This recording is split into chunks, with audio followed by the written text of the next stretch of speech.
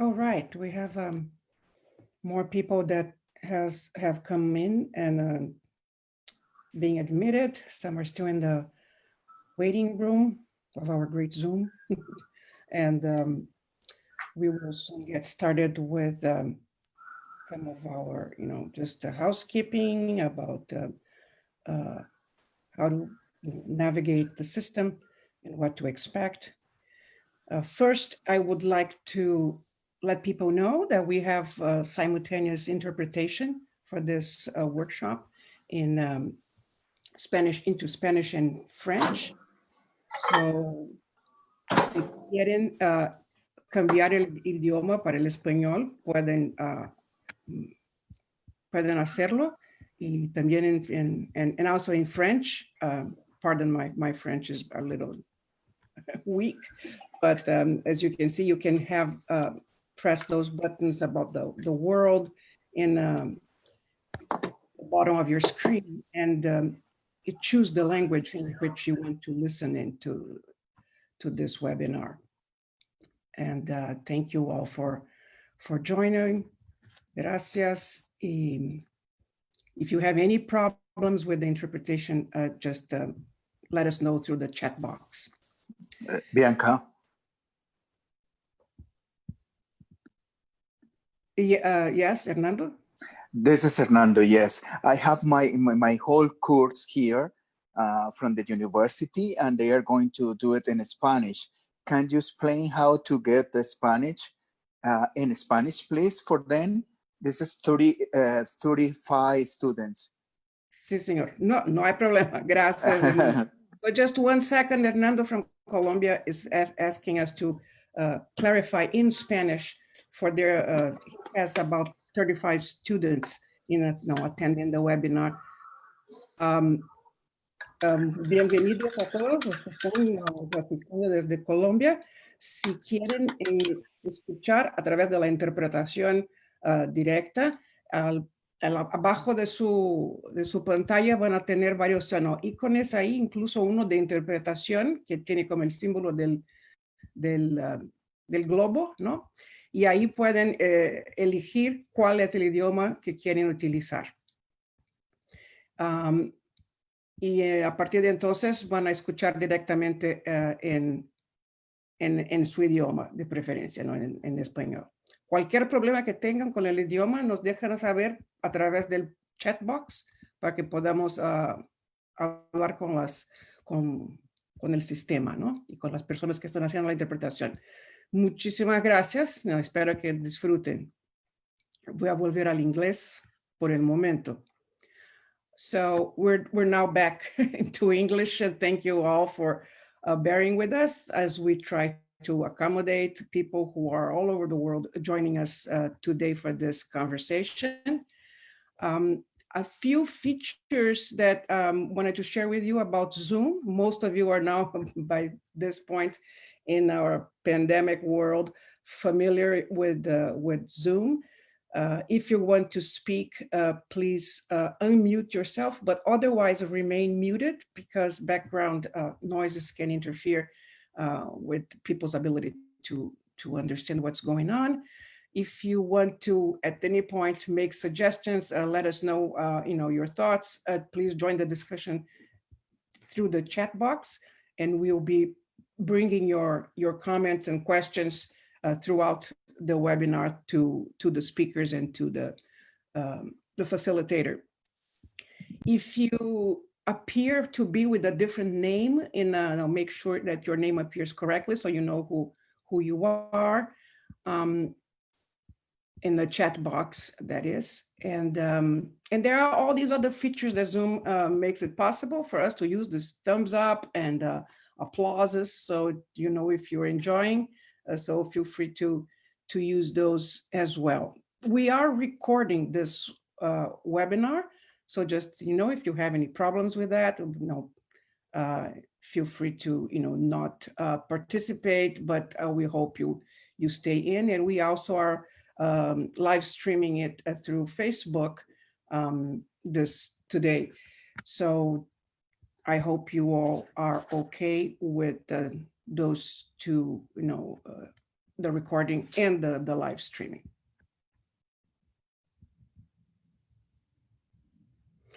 So now what I wanted, for us to just say hello to everybody, if we're going to unmute yourselves in a second or so, if you can say hello to everybody in your native language or the language you're most comfortable with. And so we have a sense of community just for a little while, and then we'll mute everybody again. Okay, here we go. 3, 2, 1. Hi. Hola. Hi, everybody. Hello from Moldova. Lebanon. Hello. De Lima, Peru. Salut, bună ziua.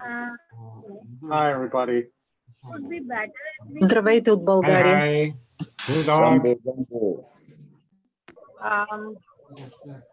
Ma'am, it's better if we speak one by one because nobody was heard.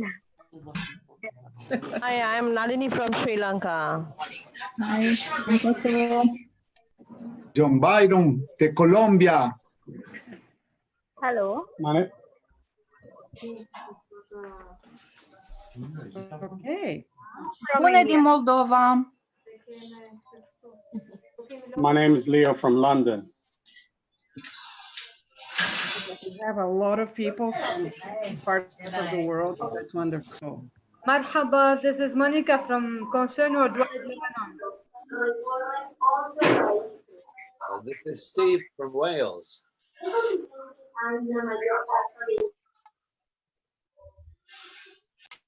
Okay, thank you so much. This was fun. And we will mute everybody again, just for the sound feature. And in the future, as if you wish to speak, you can unmute yourself moving forward. So today we're here as part of our series on COVID-19 and masculinities. And we're being trying to problematize and understand the relevance of masculinities during this special time. We had different webinars before, and today we're going to look at militarism, masculinities, COVID-19, and resistance to some situations. But primarily trying to figure out what are these having in common or not. So again, if you are not speaking, please keep yourself muted for the sake of the sound being, the quality of the sound for everybody else.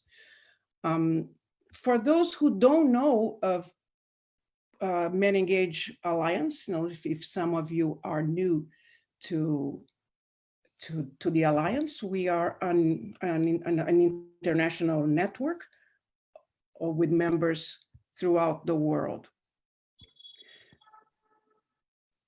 And today we'll be talking with different colleagues.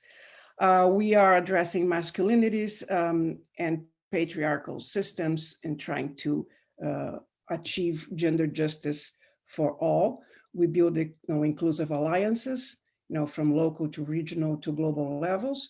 We work with the men and boys through international, intersectional feminist approach, and to transform masculinities, in various levels. And we foster partnerships with women's rights organizations, feminist groups, and other social justice movements. So that's how we work. And this webinar is part of that, our ongoing strategies to advance gender justice throughout the world. So as I said, we're all over the world, and as you could hear from the hellos, 700 civil society organizations, more or less, in 74 countries, and it's a very dynamic network of organizations. Today we'll be, joined by 3 amazing speakers: Bafana Kumalo from South Africa, Tonya Lovelace from the US, and Madeleine Rees, who's joining us from, I don't know if you're from Europe or if you're in New York, but we'll find out more soon.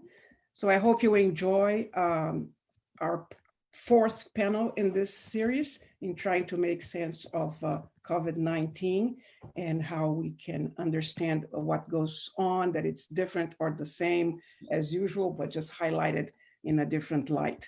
So please join our facilitator for today's conversation, and I'll pass the mic to Osvaldo. Thank you, Magali. And thanks so much to our panelists and to our audience for making this webinar possible, sharing panelists the wisdom with us. And my name is Osvaldo Montoya. I work for the Men Engaged Alliance, the Global Secretariat. I grew up in a very militarized environment in which being a young man was proven by taking arms and joining either the government army or the irregular army from the opposition. And here I am referring to my country, Nicaragua, in the 80s, in the middle of a civil war. You also had to prove your manhood by objectifying women and girls. And the army gave you an avenue for that. And so I joined the army, and I was 18 years old, and we were taught, or perhaps brainwashed, that in order to conquer peace, we first had to fight in the battlefields. But we never obtained truly sustainable peace in Nicaragua. For 5 decades, true peace has been an elusive goal in my country. And 2 years ago, for instance, militarized police unleashed in Nicaragua a brutal repression with war-like weapons and against protesters, killing 350 people and wounding hundreds. And these stories, unfortunately, repeat through history and in other countries. And with that, I want to welcome again and introduce Bafana Kumalo from South Africa, Tonya Lovelace from the US, and Madeleine Rees from the UK. And I'll say more about each of them before they speak. Each of them will start sharing how they see militarism and masculinities played out in their own context and in the global context of COVID-19, of structural racism, of capitalism and patriarchy.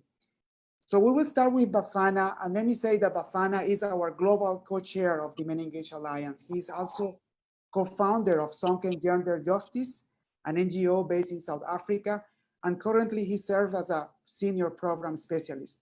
So just as a reminder, each of them will have a maximum of 5 minutes to begin this conversation, to frame these issues from their unique perspective. So welcome, you all, welcome Bafana, and over to you. Thank you very much. Good afternoon and good morning, colleagues. Osvaldo, I wanted to start where you left off because in some sense, Nicaragua and South Africa share a lot in common. The history of struggle for justice and peace and transformation, fighting a system, a regime based on a very strong militaristic system anchored on patriarchy, of course, and racism. As all of you will know, that was the ideology of the old South African regime.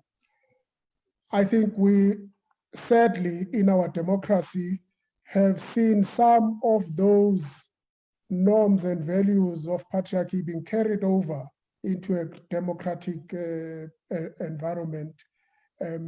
And I want to just highlight a few of the issues that are of concern to us. As we have this webinar in the midst of COVID-19, with all the challenges that it is posing to all of us, we are seeing the systems of the world being exposed to vulnerabilities of those that have and those that do not have. The poor have been exposed the most to COVID in terms of their own vulnerabilities, access to food, access to resources during this difficult time. Poverty levels are increasing, of course, because people don't have jobs. Even those that hustle every day on the streets are no longer able to do that. And therefore people are struggling to have food and support their families. Most countries, as we know, responded with stimulus packages as a means to obviate these challenges that were impacting on the economy, and also to support the poor and vulnerable. Sadly, what we have seen is that most of the resources have gone to big corporates who are basically controlling the economies and having a bigger say in influencing government policies. Related to that, we have seen most countries have deployed the military, the police in most of the communities to try and maintain some semblance of law and order during this time. And a lot of resources have gone into this deployment. And I'm raising this because in our concern is that if one looks at the amount of resources that are provided for the poor and vulnerable and monies that are spent in deploying the army, it's almost chalk and cheese. One cannot compare. So the question we're asking is it really worth it? Yes, COVID-19 is a challenge to us, but should we be compromising the most poor and vulnerable by extending more resources to military who walk through the streets than providing food and some support to the most vulnerable?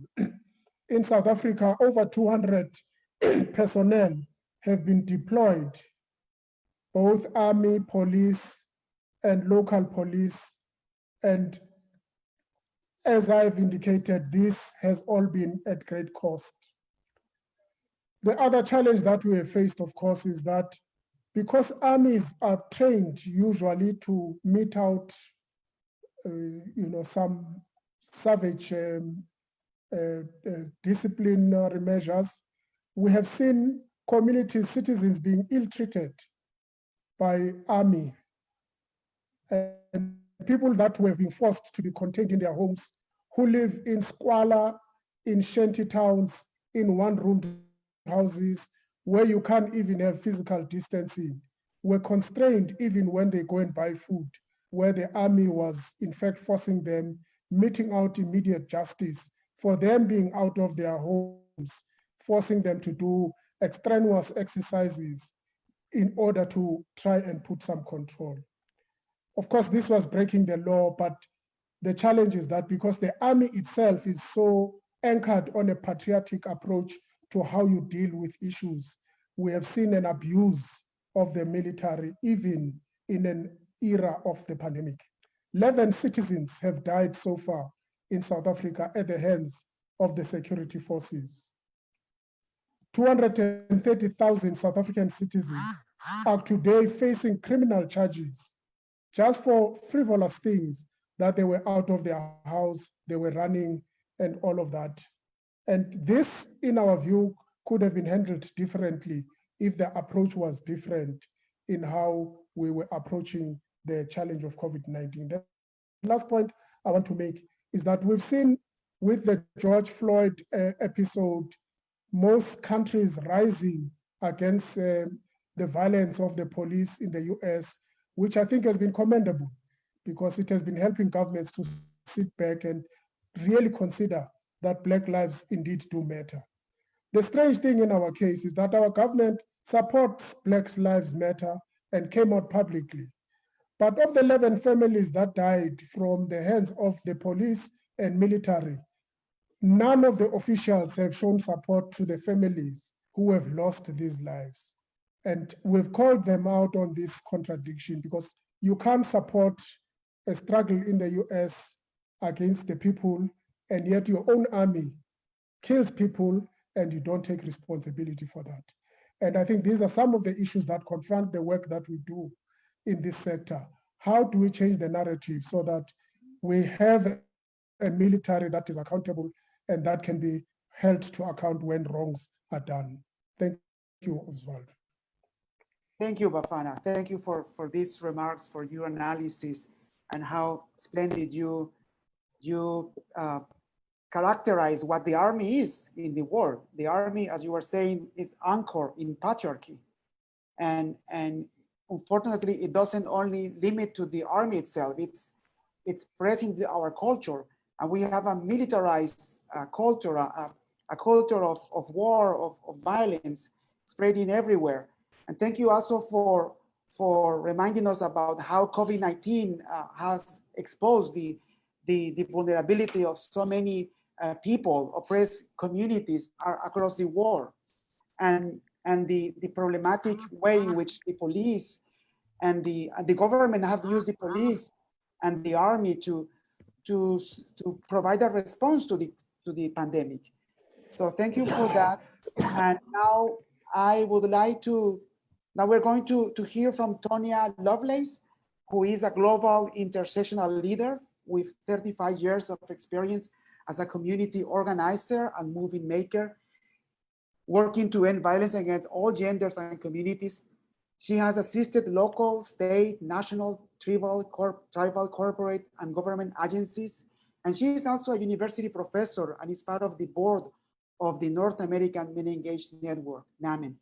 Tanya, the floor is yours.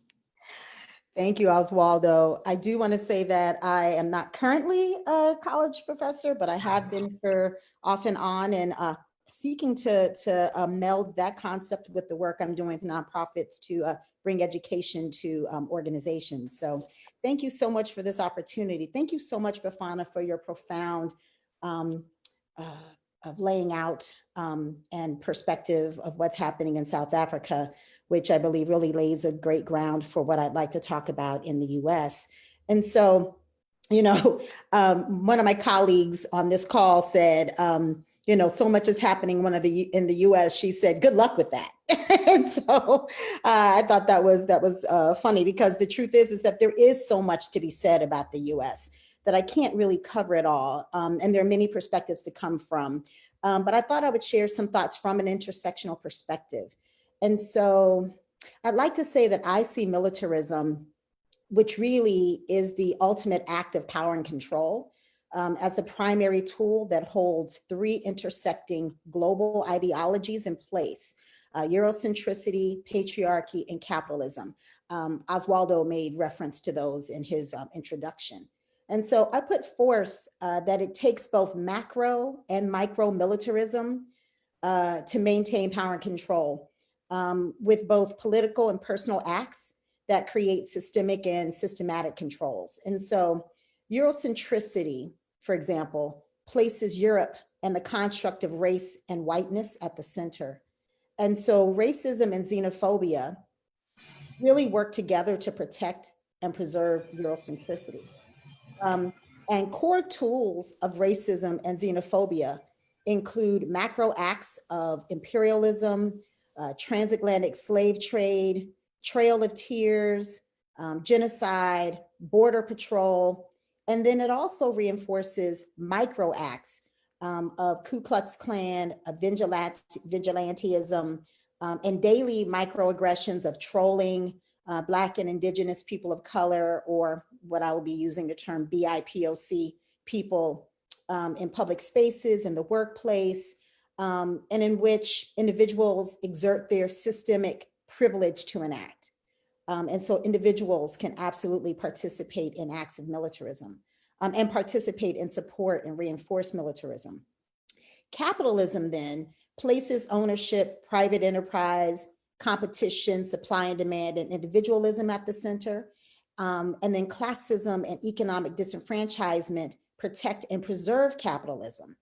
And core tools of classism include micro acts of colonialism, globalization, exploitation, gentrification, ghettoization, and then also micro acts of employers attempting to deny unemployment in these times, for example, deeming some work as essential work, which really mostly impacts and affects here in the United States, brown and Black people. And it can even be a hotel manager questioning whether a Black mom who's bringing her 2 children to a hotel and is spending time at the swimming pool, really questioning whether or not she actually is a paying customer there and really belongs on the property, and calling police. These are things that are happening here in the United States right now. And so then patriarchy really is the third ideology I put forth, which, you know, places maleness and masculinity, masculinities, which I will say, there are multiple ways in which it plays out, at the center. And so sexism, cis sexism, heterosexism, homophobia, and transphobia all work and protect and preserve patriarchy. And core tools of patriarchy include micro acts of femicide, rape as a weapon of war and slavery, and then micro acts of intimate partner violence, rape, sexual, dating violence, stalking, and in general violence against women and femmes and femininity, and trans violence and trans homicide. And so all of those pieces work together, and militarism simultaneously amplifies all together at the same time. It amplifies cisgender male power. It rejects the feminine. It siphons money from human needs and human experiences and places it in the military, in prisons, in police, in guns, as well as in chokeholds. And so in the United States, COVID has exposed how centuries of macro militarism and anti-Blackness, the sheer hatred and disregard of Black people and those of African descent, those of dark skin, and the very bodies that the construct of race was actually defined upon, how it has made Black people vulnerable at the deepest of intersections, and how it has really made all communities of color vulnerable. Black people die right now at 3 times the rate from COVID than white people here in the United States. And at the same time that we currently are experiencing higher death rates of COVID-19, the militarism deployed against Black communities was not deterred by COVID. And so it demonstrated that the very right to breathe in this country is in peril, with knees on our necks, with the death of George Floyd demonstrating this for the whole world. So we can still be shot on our beds, like essential worker Breonna Taylor, whose killers are still not arrested 4 months after this occurred.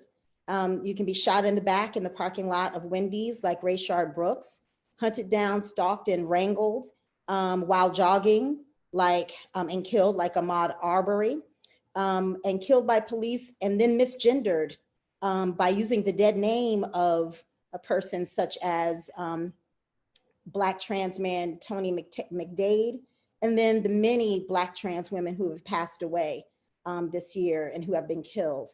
And so overall, the last few points that I'd like to make is that militaristic language is used to attack anything that threatens capitalism, Eurocentricity, and patriarchy.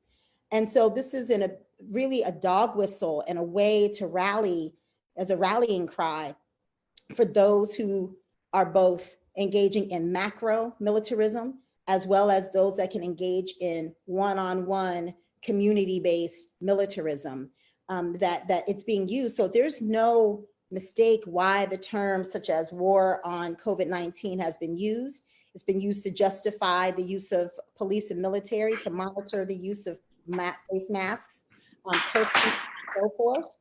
And ultimately, it's been used to really corral people who stand to benefit the most from any form of power and control at this time. And so you have individuals, primarily those who benefit from Eurocentricity and patriarchy and capitalism, who are in the streets, who have been protesting both collectively and as individuals in grocery stores and so forth to not wear masks. And at the same time, you have Black and brown people who are most impacted by COVID-19. And so what I would ultimately say is that while there is this quote unquote war on COVID-19, COVID-19 itself has now become a tool of militarism. So I really see this coming full circle, and it in and of itself is being used as a weapon against Black and brown people. So those are the points I'd like to make to begin. Thank you, Tanya. Thank you so much. I think you provided us an important framework for making sense of this madness that we are going through. I want to remind people, audience, that you can ask questions, you can write your comments in the chat box, and we will take care of them. I want to thank my colleague, Jenny Rodriguez Bruno, who is Men Engaged Global Secretariat member, who is monitoring the chat, and she's preparing a summary of your question to present to our speakers, to our panelists. So do that. I also appreciate, Tanya, how you make this analysis, this micro level analysis and this macro level analysis, and how you intersect them, and your intersectional approach and perspective, which has been very, very important for us with the Men Engaged to go deeper on that, and how you explain us how Eurocentricity, capitalism, and patriarchy are all intertwined, and how militarism is a tool for these oppressive systems to continue. And with that, I want to introduce our third panelist, the Secretary General of the Women's International League for Peace and Freedom, WILF, Madeleine Rees. She's a lawyer by profession. Madeleine has worked internationally combating discrimination and promoting human rights. She has latterly focused on addressing root causes of conflict, bringing on an understanding of gender into the multilateral system, and the importance of women decision-making and peace processes. Madeleine is also a Global Men Engaged board member, and she's represent WILF in the Global Men Engaged leadership. Madeleine, turning to you, what would you add on to this conversation? Oh, thanks very much. And thanks very much to the first two speakers, because I have to say, having lived in South Africa and now in the United States, you've really, I think, shown a spotlight on exactly how militarism works in two of the most militarized countries I've ever been in. As Magali said, I am the Secretary General of WILF, and we work both internationally and nationally. But what I'd like to really focus on now is more the international elements and responses to what has happened during the pandemic.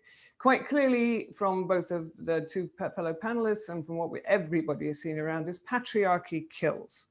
There is no question, but the four mothers of the founding mothers of WILF were right when they said that militarism as a way of thought and inequalities were the root causes of conflict, and that those two built the framework for patriarchy to exist, supported absolutely by capitalism. There's no question, I think, that if you look at how states have responded to the pandemic, those that are the most militarized, those who have taken this sort of very aggressive, masculinist response, are the ones that have done worst. You can talk about how badly and appallingly the macho leaders of the United States, the United Kingdom, of Russia, and even France, they declared war on the pandemic from the get-go using the language of conflict. And of course, you can't use a militarized response against a pandemic.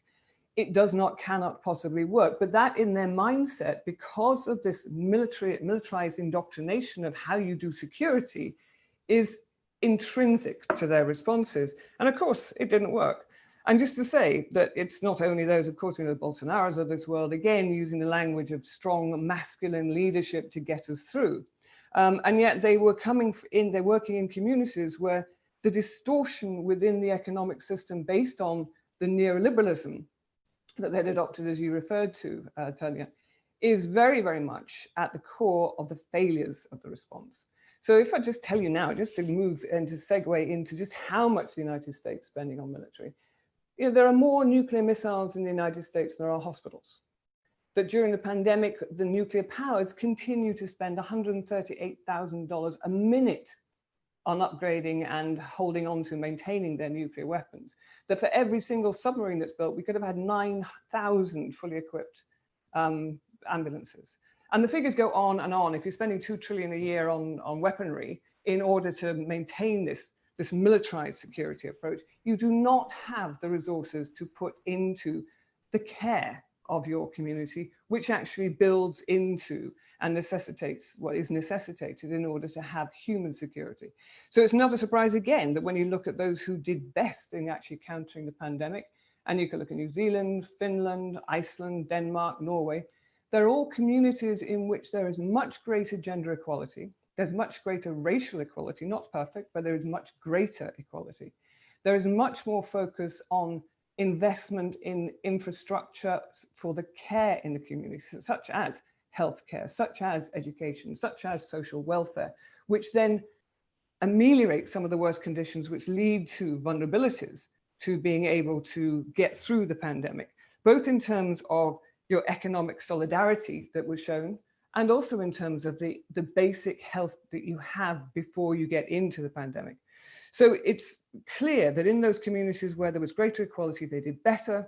Where it was highly militarized, highly dependent on that notion of security, they did extremely badly. And if you think of going back to what you said, Tonya, actually, that the macrocosm is the structures, the patriarchal structures which are supported by militarism and our economic system. And then you have the political economy which flows from that, and that is back into the personal. It is not surprising, again, that we have seen this pandemic within a pandemic of domestic violence, to be distinguished from intimate partner violence, because it is more broad than that, because once you're in lockdown, everybody in the family is at risk in a structure which allows the male of the family to be the one who exerts the authority. And that has caused it's caused death, it's caused destruction, it's caused incredible damage to the individuals within that system. And we will see what the consequences of that will be going forward, I fear. So it's fractals. It's actually the political economy of the household is reflected in the political economy of the country, which is reflected in the political economy of what I'm going to talk about now, which is the multilateral system. Who'd have thought that the Security Council would have abnegated all responsibility in the face of what is an international threat to peace and security, but it has. Maybe we shouldn't have been surprised, because when you had the refusal of the United States to allow for a resolution to start off with, because they wanted it called the China virus, because that was more important than actually having international solidarity. Eventually, there has been a Security Council resolution 2 weeks ago, and it demands a ceasefire. Excellent. But then goes on to give a get out of jail free card to all states where there's terrorism. And of course, nearly all conflicts are labeled under the rubric of terrorism, so they can carry on doing what they like. There's a lovely little throwaway thank you to all the women and the care workers of the world for the incredible work that they are doing. So, you know, basically we have that. Then we have a GA resolution trundling its way through as we speak, 169 pages. Good, but at the moment, probably not going to get what we need in it. So I think in terms of where we are going, it is quite clear. Patriarchy based on militarized security, on economic systems which breed and foster inequalities, which is reflected in households, means that we are not fit to be able to deal and address pandemics, environmental degradation, or to adjust to the sorts of movements going forward that we need, which we will talk about in the second round of questions. Thank you. Thank you, Madeleine. Thank you so much for sharing with us this broader reality that for many of us is hard to grasp and hard to understand. Yet you can share that with us and explaining us how we have to take a look also of the economic system, how the economic system plays a key role in all of that, and the responsibility of the United Nations and this multilateral system. And it's really sad and worrisome when you tell us about how the Security Council in some way has been neglectful and on this reality. So we need to understand more that so that we can hold accountable these institutions, these international institutions. And now I would like to continue this conversation asking our panelists, what are you as individuals or your organizations doing to tackle these issues? I think you three provided an important analysis from your angle, from your perspective, and I'm sure we all want to know what we can do about it and what are you doing about it. And perhaps we can change the order and ask Tanya, if you don't mind, to begin with regarding this question. Would that be fine, Tanya? Sure, sure. And, so I find myself, in these times while there are organizations I'm a part of, this has been a very personal, I think, journey for me. I think I've been involved with sort of organizational spaces that have been created to support individuals in getting information that they need about COVID, information that they need about anti-racism, and all of the various ways in which patriarchy, capitalism, and Eurocentricity are impacting people's lives. But I've also found it to be a very personal process. I've really been doing my best to try to show up and make direct calls to the state, right? To make direct calls to try to get folks arrested in the Breonna Taylor case, and to really challenge state systems to show up for George Floyd and so forth, and to engage in sort of online activism. A part of the challenge for me has, and in turn, also I wrote an article, which was really to talk about the politics of breath, and to say that, breath is political, and that it's actually political in the sense that this very personal thing is something that folks are fighting for the right to do. And so it's something that I have really been trying to put forward. So I think maybe it's because all of these things are happening at the same time. You've got the, global pandemic, and then the pandemic within the pandemic of global unrest, and really shining a light on anti-Blackness and on how Black Lives Matter, and really doing my own retrospection and understanding and getting a better sense of somebody who's had to, as a survivor of child sexual assault and domestic violence and many other forms of violence. I have had to utilize the police before. I've had to actually call for my very safety, and to say that that this concept of defunding police has been something that has been really widespread here in the United States. Really a question about why it is that we'd be pouring resources into police state and police and carceral systems. And I've come to understand that with those calls that both my family had to do when I was a child, and both that I had to do as an adult with domestic violence, that it could have been a social justice system that came. It could have been a community health center that came. It could have been social workers that showed up on the scene, as opposed to a militaristic approach. And so I have really become committed to that concept, and committed to expanding my own thinking beyond it. And so I just wanted to sort of share kind of it's really been just a really introspective journey for me. And then lastly, as a person who personally does walk this walk of concern about breath, in that I do bear the physical impacts of historical trauma and historical medical and biological warfare against Black and brown communities. I physically can't go out and protest and can't be visible. And so I support people who do, and I'm in the background trying to create containers to support that. But also I'm aware that while I'm not out in the streets, that doesn't mean that I can't be standing in solidarity. So those are some of the things that I'm doing at this time. Thanks. Fantastic, Tanya. Thank you so much. You are using your talent, your wisdom, really, to speak up, to never stay silent, and remain in solidarity with people who are, as you said many times, on the margin of the margins. And I would like to turn to Bafana. Bafana, you are a leader in Sonke Gender Justice, which is an organization that not only works in South Africa, but in I think 20 other countries in Africa. And the work of Sonke is remarkable in terms of how you combine advocacy, community mobilization, how you organize, how you are part of social movements.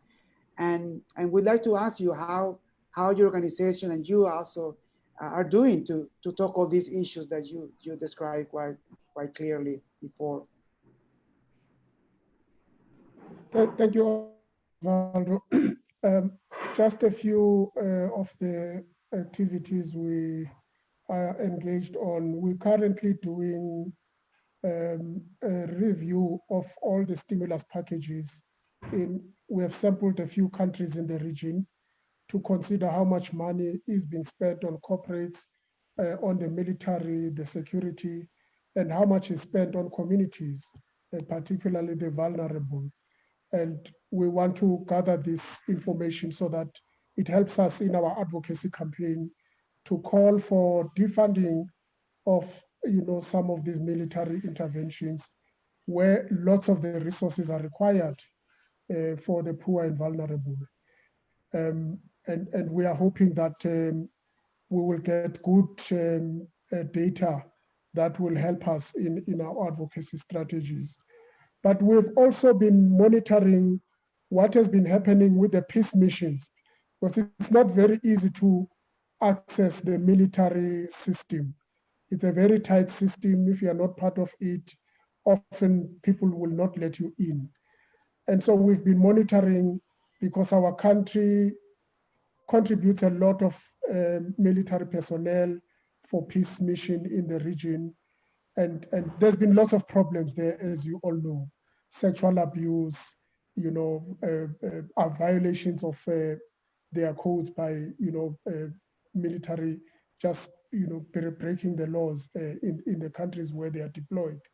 And so collectively with our colleagues in Men Engage Africa, we are showing a spotlight on those peace missions, so that where there has been violations of the protocols, those soldiers are held accountable at their home countries when they return, so that there is a level of accountability.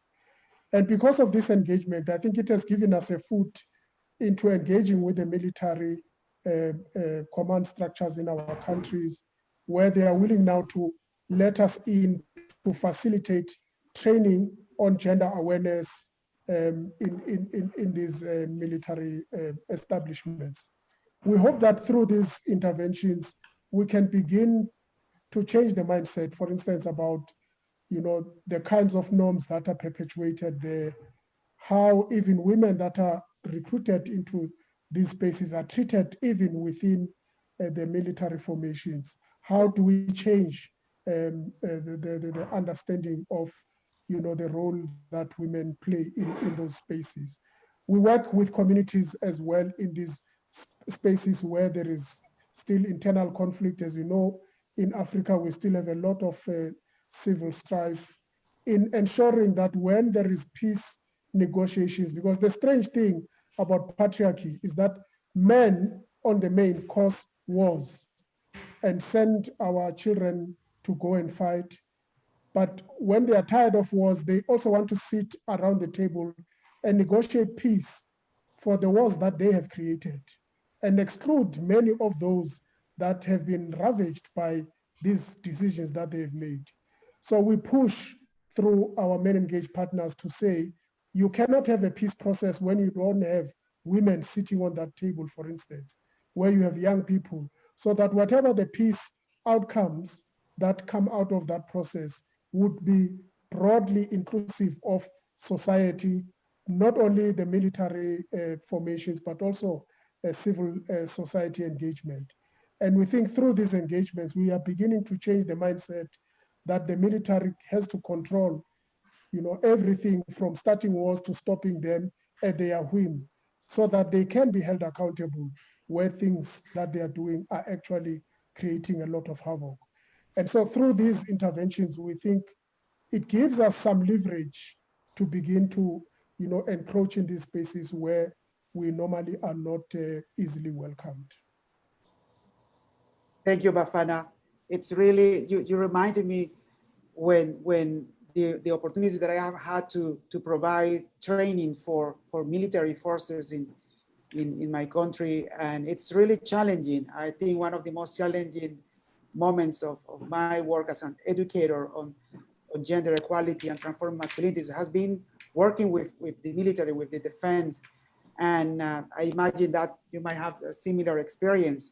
It's so important as well how you share with us the engagement that we have with peace missions and holding them accountable. I know some case is an important voice, holding accountable institution, power authorities, so that human rights are preserved. So thank you for the work that you do, the work that you do also in communities is especially, I think that's the basis for all you do in terms of advocacy.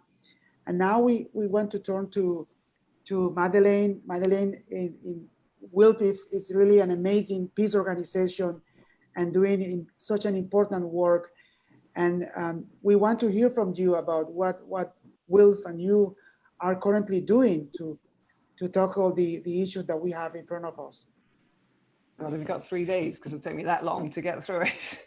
I want to follow up from Bafana because that's brilliant what you're doing, because it does actually look at the approaches that we need to be taking based on what the Security Council, bless them, told us we should be doing with the Women, Peace and Security agenda.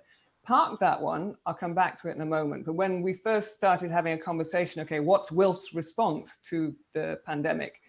We were sort of saying that the founding mothers would be sitting there saying, well, we told you so.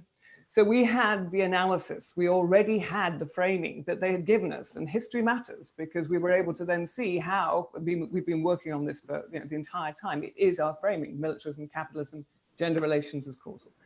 And so we were able to then frame our analysis of the pandemic from the get-go. So if you look at our website, we designed a series of blogs which will put together the building bricks, if you like, of what actually constitutes how we got here. Everything from the healthcare, social welfare, from borders to militarism, it's all there on the website. So we could actually then say, this is how we got here. These are the things we have done wrong. And therefore we could be guided towards an approach which would take us out of it. And essentially, seeing as they declared war, we decided that the Women, Peace and Security agenda in terms of inclusivity, of having a transformative justice approach to move out of the pandemic would be the one that could get us to where we may get to some sort of sustainable peace at the end of it. But it would require a fundamental rethink of the way that militarism and the economics of capitalism have actually ravaged the planet and communities. So that's where we've got to. And then we have this organization, it's a new, relatively new consortium called FIRE, which is comprised of 5 feminist organizations. Men Engage, one of the outliers, if you like, in working with us. And we are about to release formally the feminist principles for a post-COVID consensus, requiring that this General Assembly take responsibility in this new iteration of their resolution to actually address the 6 most basic things that must happen. I'm not going to go through them all now because it would take too long, but what we've done is we've identified in our document the issues and then what needs to be done to get us out of this. What we want is then to build a coalition, of which I hope many of the people on this call will be wanting to be part of both trade unionists, peace workers, academics, community workers, to look at those principles and see how you can contextualize those within both the community, within the state, within the regional bodies, and within the multilateral system itself. So we move towards the ending of the militarization as part of the hugest and most damaging issue that we have to address. We move from that into the arms trading and the capitalism which funds and fuels militarization. And we do that in ways which will then, we think, address the root causes of where we have got to now, which of course will end up, we hope, inexorably leading to a Green New Deal, a Red New Deal, and the ending of the systems that we've got at the moment, the complete reframing. And what we're saying is that we haven't written it yet, but we will.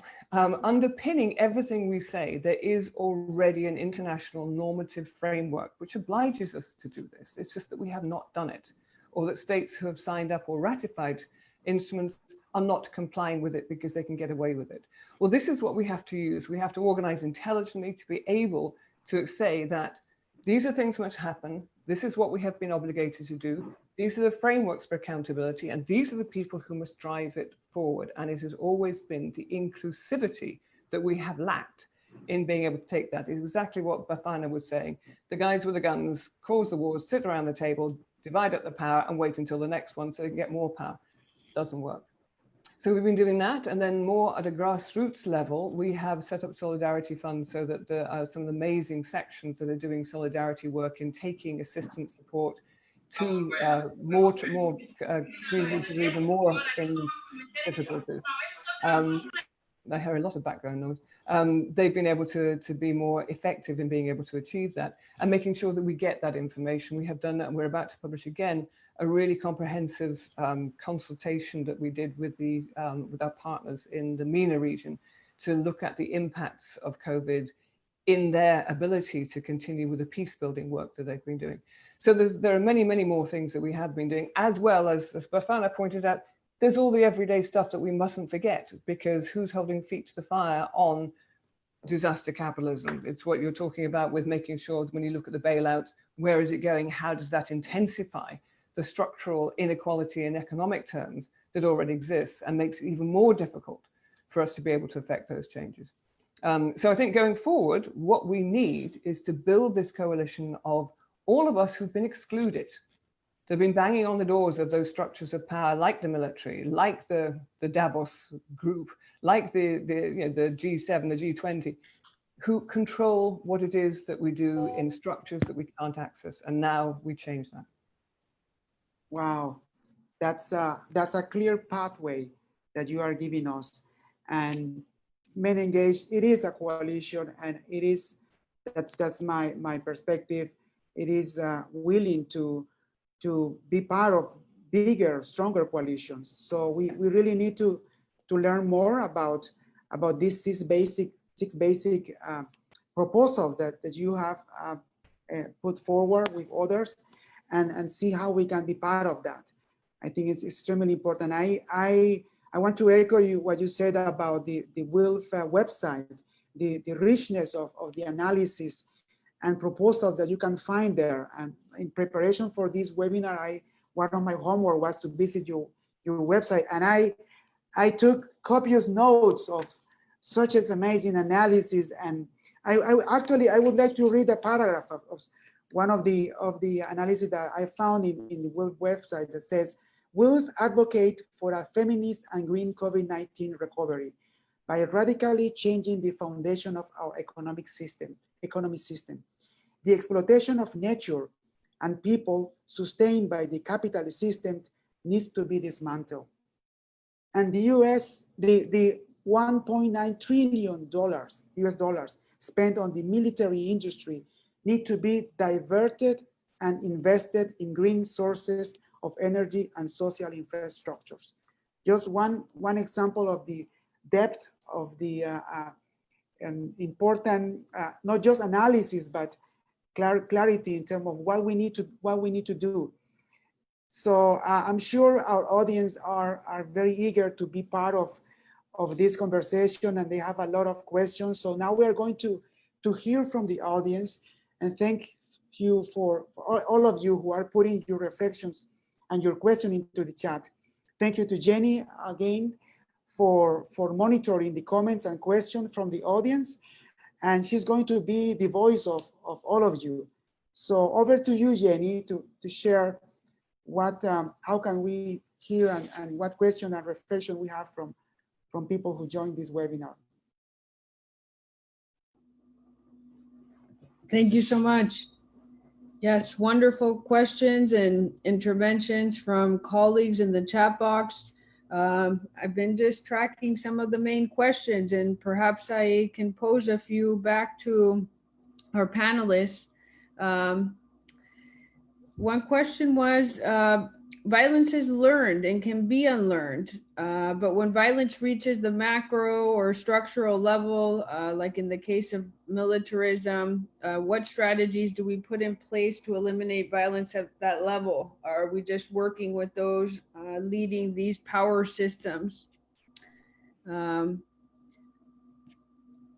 So perhaps we can address some other strategies that we can put in place to dismantle structural violence.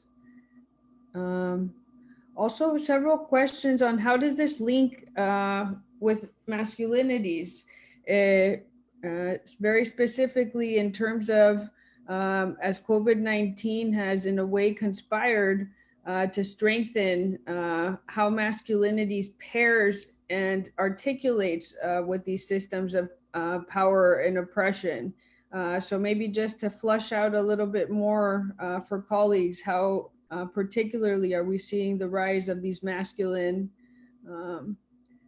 manifestations, no?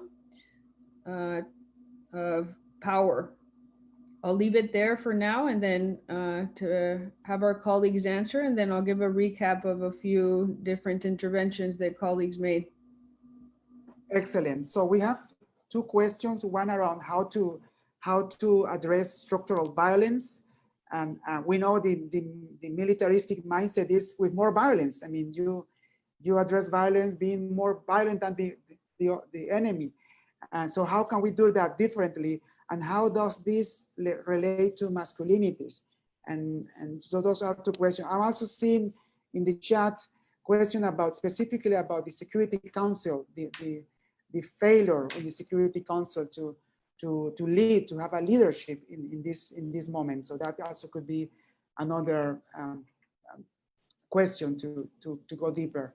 So who of the panelists would like to jump in and share your reflection on any of these questions so far? I'm happy to if you want, Oswaldo. Okay. Because it sort of builds nice questions. I think they build on what we've all been talking about. And if you go into the idea of defunding the police, no one's actually said defund the military yet, but I think it's a logical consequence of looking at uniformed responses to crises, if you like, which are inappropriate. It's an inappropriate mechanism, as we've all said. I prefer the word, if you look at defund, it means taking money from, but let us think of what we need in our communities. Tonya said it beautifully before in terms of what she would have wanted in a first responder in her particular circumstance. That is what we're looking at in terms of reorientating our economy. So it's an economy of care.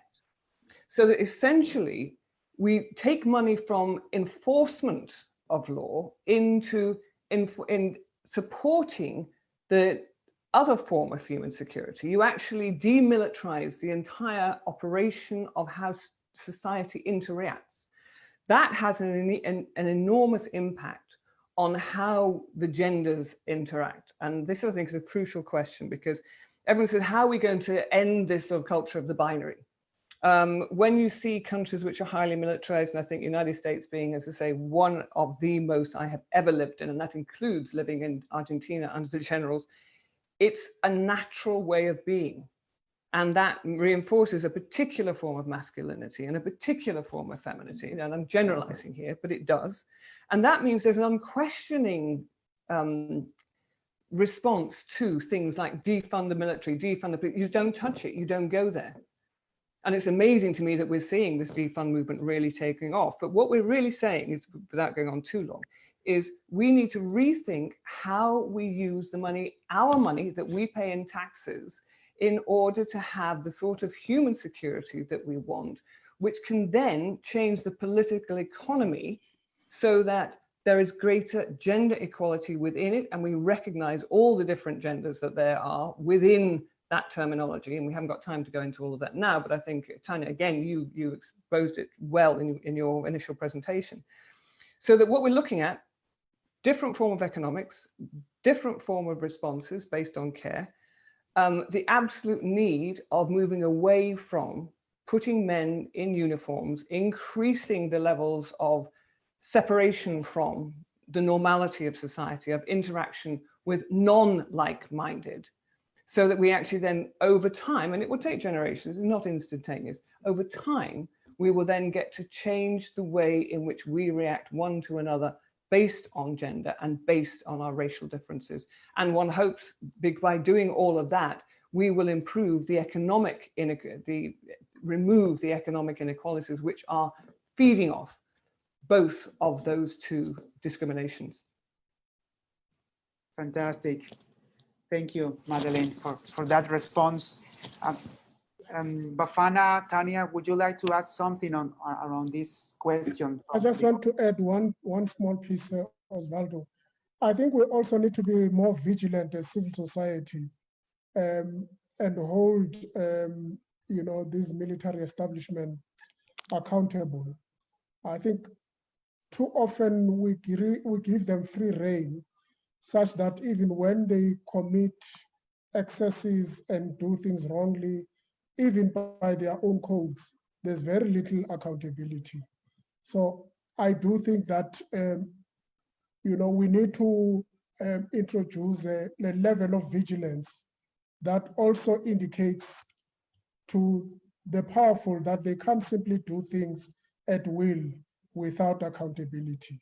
Because I think that will continue to send us a strong message that they need to be much more responsive to what communities are saying around how they conduct themselves. I don't think at the moment we can wish the military away. I wish we would have a strategy of how we engage with the system in terms of the trainings. We did have an opportunity in South Africa a while ago where they'd invited us to do some training, but it's proving more difficult now because, the more you hold them accountable, the more they close up spaces for scrutiny.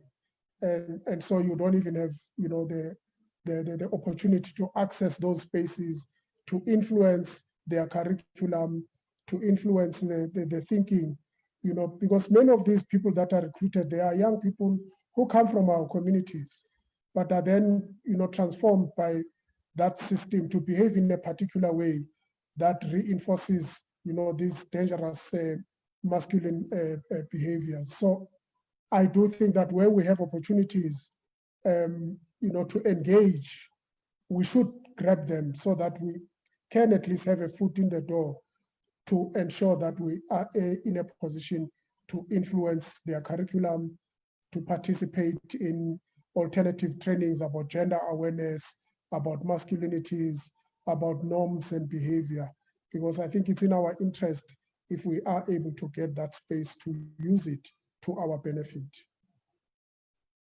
Excellent. I think many of the work that many of us have been doing with the military sector is on trying to, from the inside out, to transform their mindset.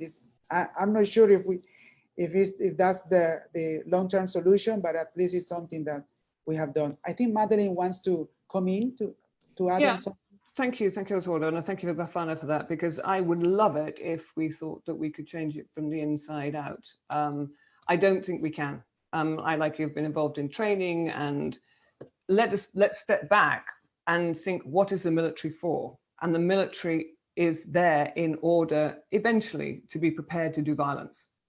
And it requires the creation of a particular form of masculinity, and I include women in this, in order to be able to do that. And I don't believe for 1 minute that by having women in the military, it's suddenly going to become a calmer, gentler uniformed brigade. It's not. Women will obey orders the same as men will. So the idea that we can change it, because its very identity is the preparation to do violence. If you think of other uses for the military, then other civilian units, structures could be doing that. Not wearing uniform, not requiring a particular form of masculinity in order to be able to have it, not being a band of brothers. If we did that, then we would have respect for those institutions the same way as we have respect for the military. We just need to change the very concept of it. And this is where again, we're founding mothers. Militarism is a way of thought. We have to think differently, that we don't require militaries unless we're going to fight wars. And we don't want to fight wars because we want to spend our money on human security and the protection of the planet. That's the big one. So I think we've got to be really quite adventurous, if you like, in terms of what we're demanding, because only through that are we ultimately going to be able to stop conflict. Very, very interesting. Tanya, do you have something to add on this? What's your opinion? What's your take on this? Can we transform the military from the inside out, or we need to abandon these institutions and create new ones, as Madeleine is envisioning?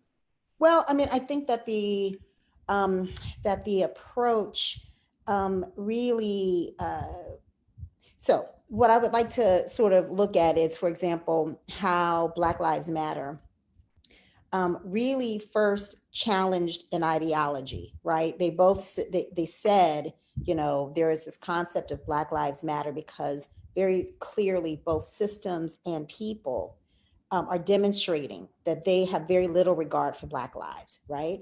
And so they started that with Trayvon Martin's case.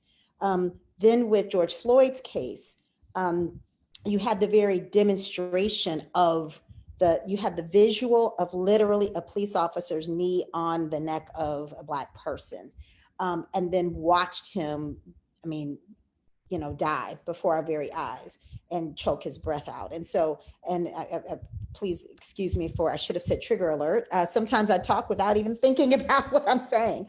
But to really say though that,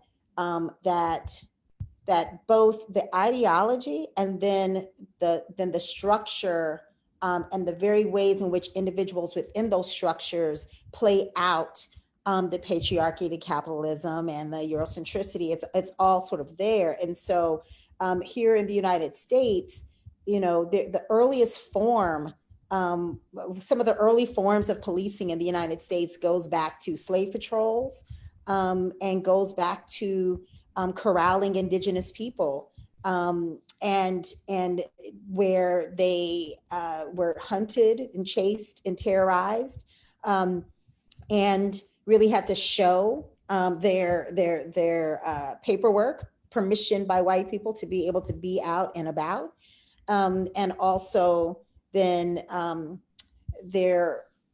so overall.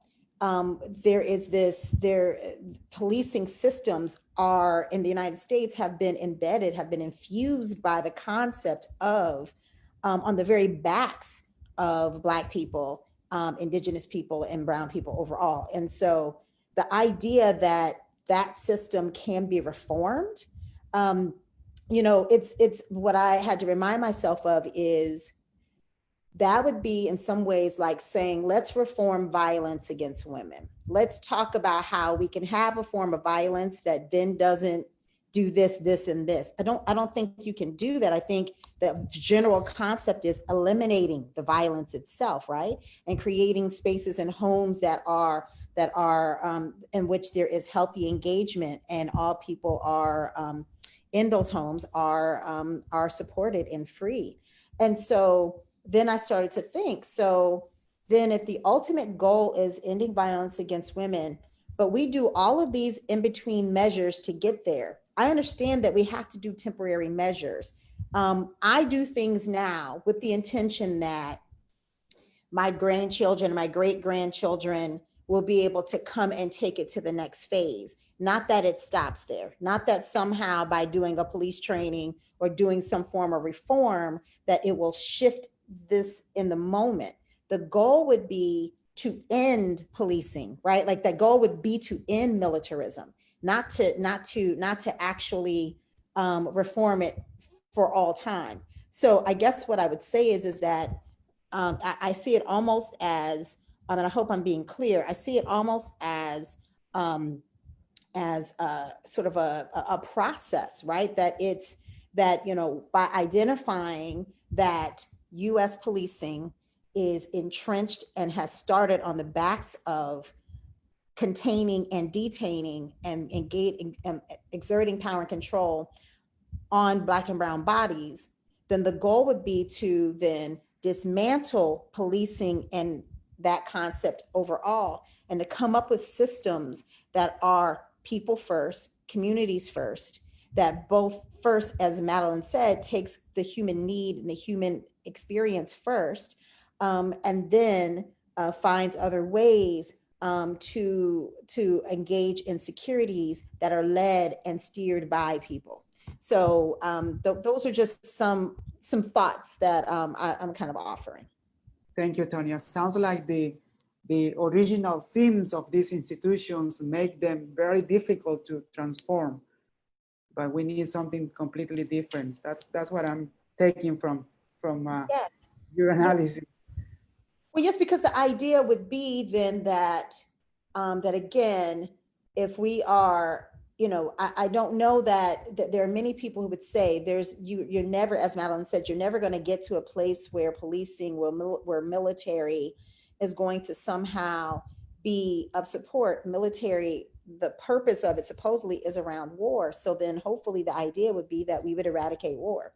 So then what would be the need of militarism, right? Like if you eradicate these systems, and I guess my last point, because I saw somebody's earlier question about sort of the intersectional perspective and how so much of the work that we're doing is done in silos, that we talk about patriarchy as if it stands separate from capitalism, as if it stands separate from Eurocentricity. But I'm the living manifestation that is not how that works. You know, George Floyd is the living manifestation that these systems are not disconnected. They actually all overlap all the time, all day. And so we have to have a collective approach and a more holistic understanding to make any sort of immediate change, and then to make, as somebody listed here, overall cultural change. Great, great. I think Jenny can share with us some further comments from several regions. Jenny, would that be possible to hear more of the reaction of the audience?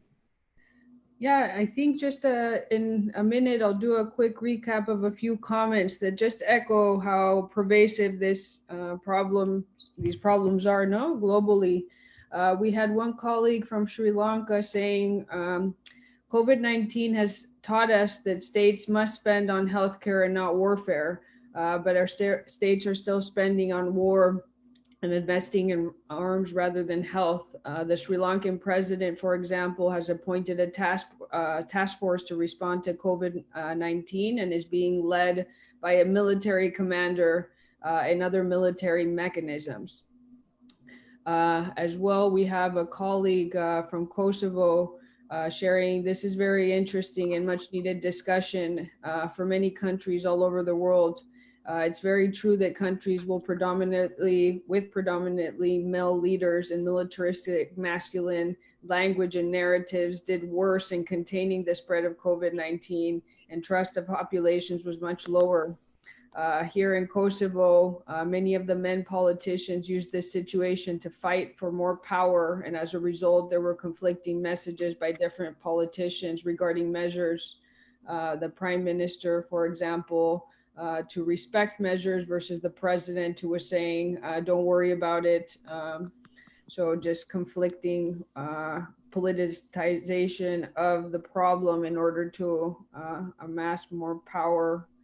And then lastly, just a colleague from Latin America noting a study by Professor Sousa Santos, noting that Latin American countries still today experience three modes of structural inequality: capitalism, colonialism, and patriarchy, and that these modes of domination have always worked in an articulated way over the past 5 centuries to suppress Latin American countries, and an observation that with COVID-19, these are deepening inequalities in our region.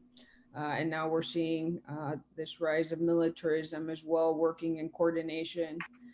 So just to note, as we were mentioning, this problem, of course, reverberates globally, and colleagues from around the world just verifying how that manifests in their own context.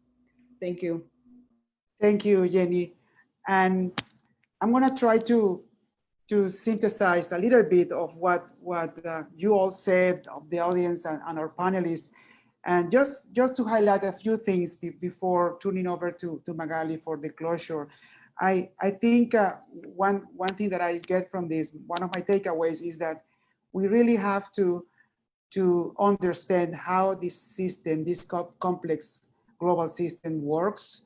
And we have to go deeper on our analysis, and we have to go to the root causes and the interlinkages of these different systems, oppressive systems that operate in the world, in considering both the micro level and the macro level, as Tanya was telling us. We have another important takeaway for me is we have a normative framework, and this Madeline reminded us of that. We already have a normative framework. The UN is the biggest peace institution, and it's not been fulfilling, it's not been delivering as it should. And we have to do something about it. And that's my third takeaway from this, that there are important actions taken at the community level, and Bafana was telling us that the work that they are doing at the community level with institutions, holding them accountable. And there are global proposals. There is a process of creating a stronger coalitions and catalyzing the crisis that we have right now with COVID-19.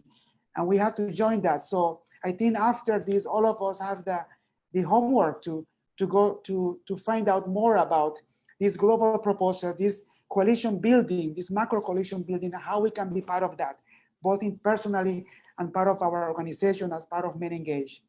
So I would leave it until that and turn it to Magali. If you have some final reflections, take away, Magali, and also help us to the final announcement. So thank you so much again for our panelists. I feel very honored to have been the facilitator of this discussion, and I hope we can continue that in other spheres. Magali.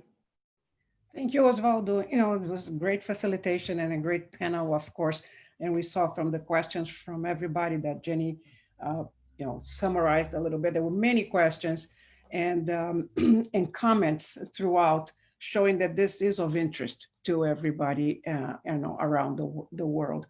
And since this is the last of our, series on COVID-19 and how we as Men Engage, as people working to transform masculinities, have seen the world, so to speak, from that perspective of how a pandemic shed the light, and put it in sharp focus a number of issues that we thought were much better or that we thought were not as relevant.